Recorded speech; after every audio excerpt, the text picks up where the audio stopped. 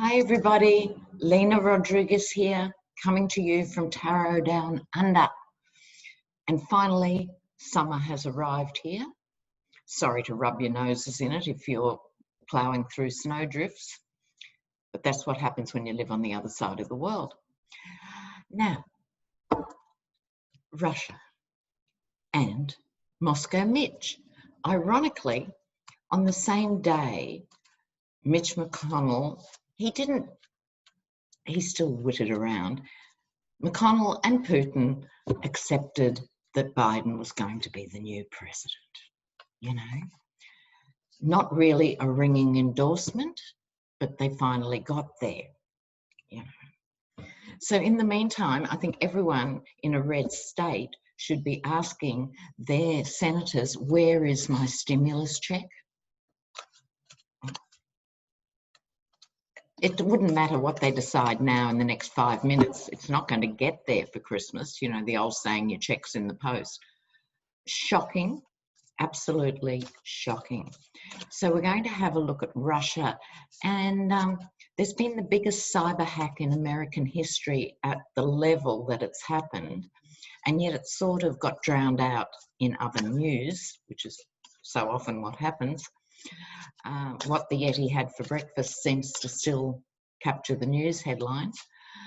So we're looking at Russia and the hacking, and then we'll move on to other topics. So let's have a look here. We'll be looking at the New York court cases. Russia. I'm using the Russian cards. Why wouldn't I? Okay, so what's the Russian hacking about? What is it about? Russian hacking. These are hard cards to shuffle. It's a very heavy deck. Okay. Once again, I'd like to give a shout out to all my fellow readers. You've done a great job keeping the flag flying in my absence, and I thank you all for that, and I thank you for being part of this community that we have, because we do share a lot of viewers. So intrepid viewers, big shout out to you guys. Okay, Russia.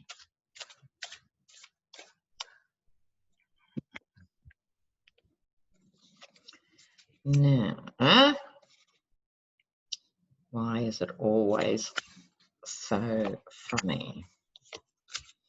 Okay.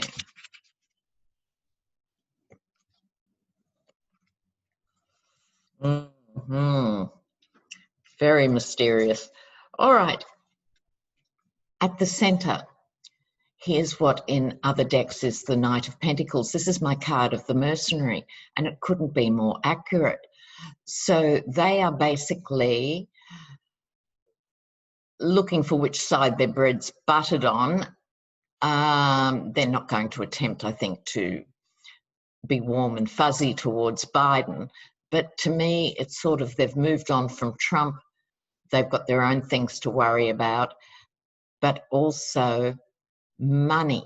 So despite this being intelligence hacks and other things, it's fundamentally about the money, which takes us back to the O word, the oligarchs, right? And given that Russia as a country hasn't got a great history of democracy, the oligarchs are still absolutely in power. And another digression. Don't think for 1 minute that isn't the case in all our countries too. We just have a bigger firewall, but we still let corporate land dictate. Anyway, moving on, the Russian hacking. So it's about the money, concentrating the power. Unfinished business, they haven't finished hacking.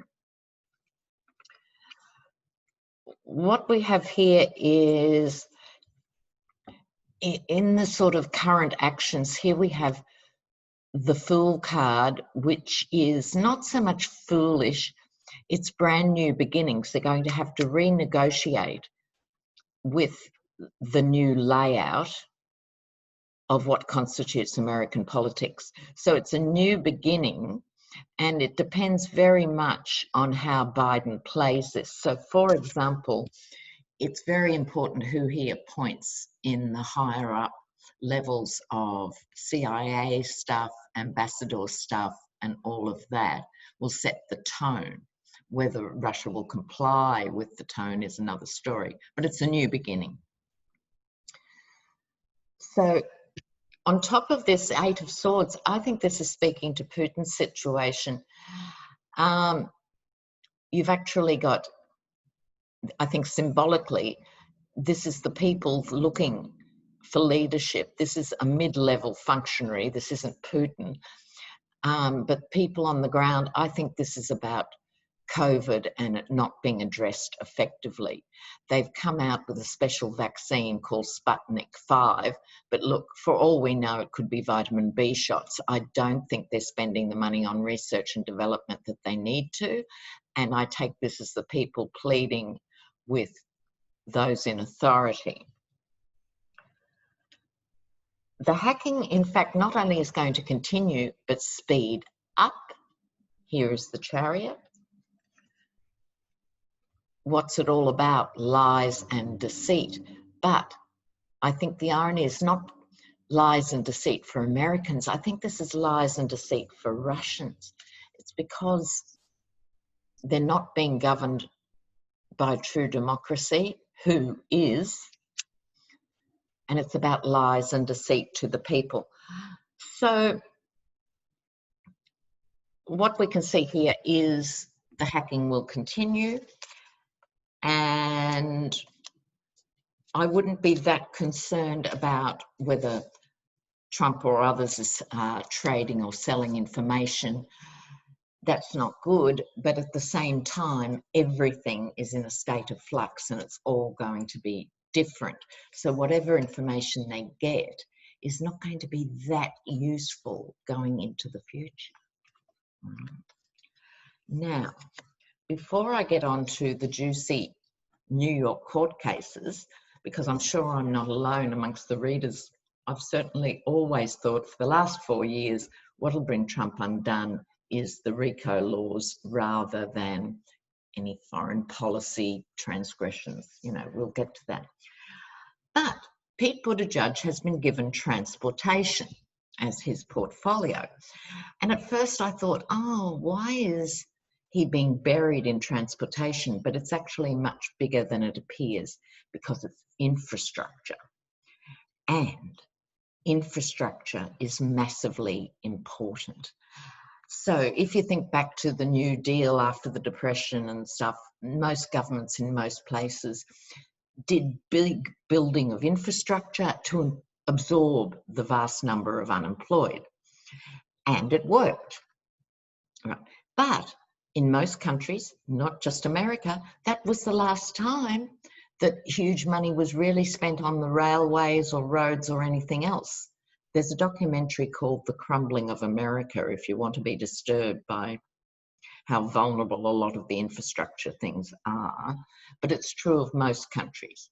So just give me, as a sociologist, I do have to comment here. Since the 90s, we've had this dependence on public-private partnerships, or PPPs as we call them in Australia. And they sound good when you say it quickly. So the argument runs, why should the government pay for all this stuff? Why don't we put the job out for tender, and these are business whiz kids and they'll bring it in cheaper than our government could and people will benefit. Remember, we were told with energy, you know, electricity used to be owned by the government in Australia, and then we were told, you make it competitive, it'll drive prices down, wow, wow, wow. When was the last time your energy bill went down? Like, it doesn't work, and it doesn't work for a lot of reasons.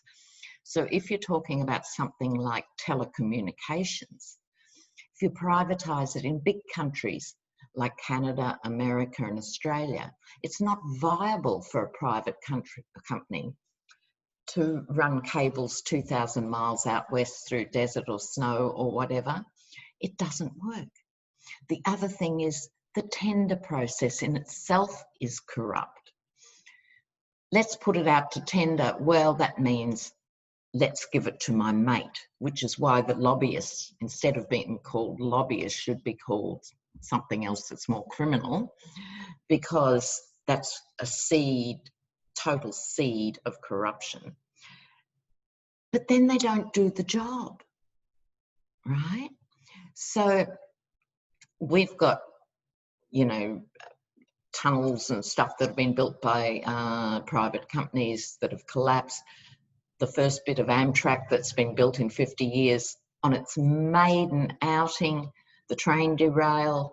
This is the sort of thing. And then you, the taxpayer, have to pay for the mistakes of the private company that then just disappears and dissolves and changes its name and moves its accounts to the Seychelles. Right. So I'm worried that public-private partnerships, because I think Pete Buttigieg is a bit corporate, he's going to go down that route. And the other thing that happens, and then I will shut up about this digression, is once private companies are allowed to do these big projects, they can drive wages down, which they always do, which ripples back into other industries, and it actually is really bad for labour relations. So the PPPs are an abject disaster, and when we have to bail them out, it would have been cheaper in the first place to do that thing.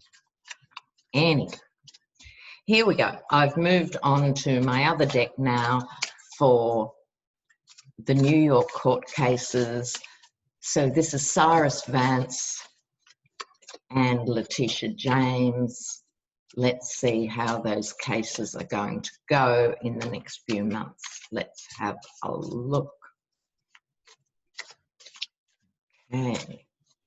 Rico, New York. Trump org. Oops, what fell out? Oh, the Nine of Cups, the smug merchant. I'm going to put that at the centre.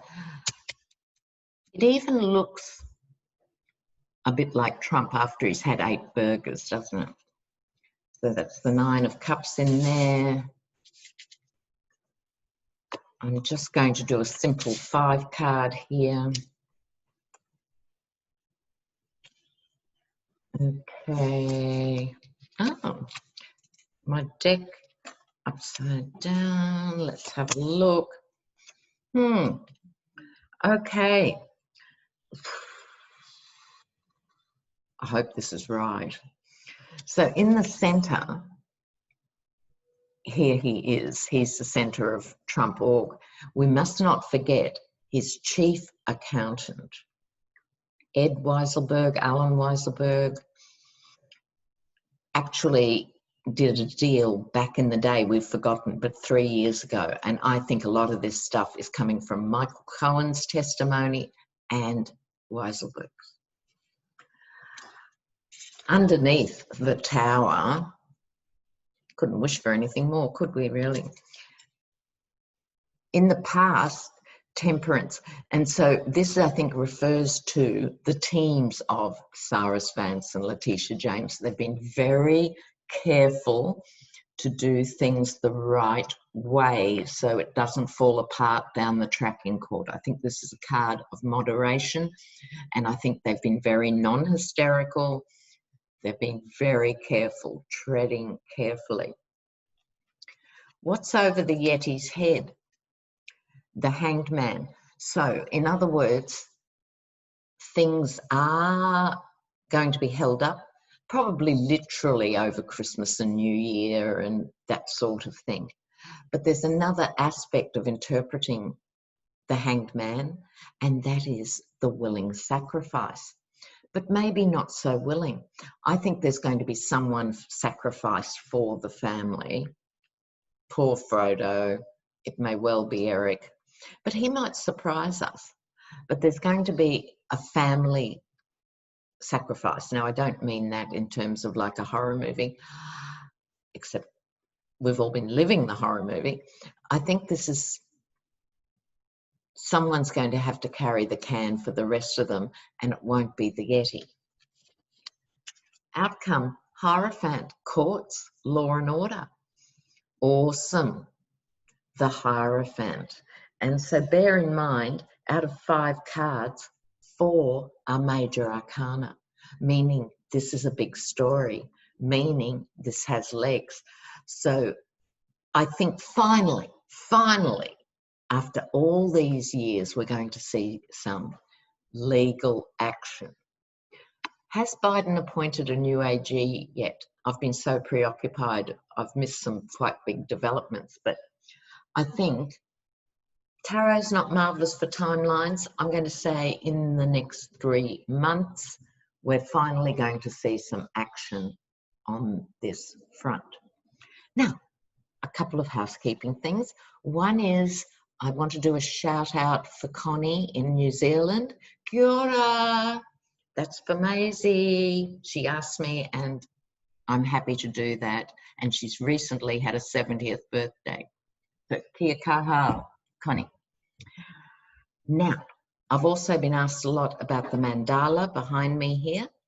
It's actually from Fiji and it's made on bark, mulberry bark, made into like compressed very tightly.